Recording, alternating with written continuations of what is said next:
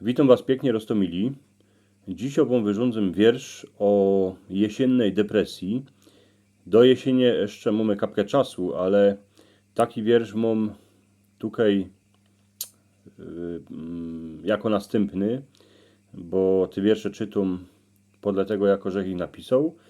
Toż wspomnijcie sobie, jako to jest na jesień z tą depresją, bo kupa ludzi ją na isto pod koniec roku ma.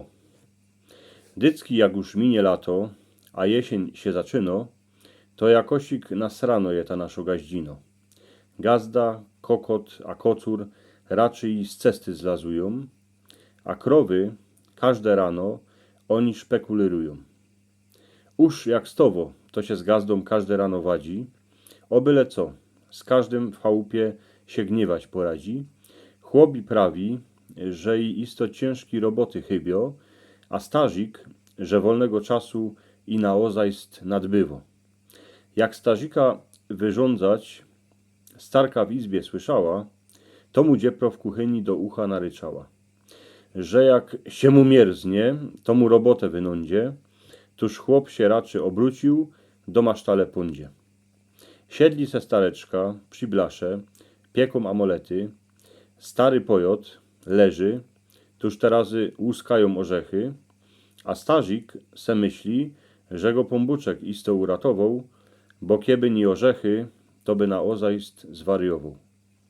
Ale chłopi tą jesień też czują, a chodzą na srani. Jak padze, to snoci najlepsze na to je polywani. Jak ku gazdowi starzik 2 sztamperle przyniesie, to po tym gazdoszek każde humory swoi gaździnki zniesie.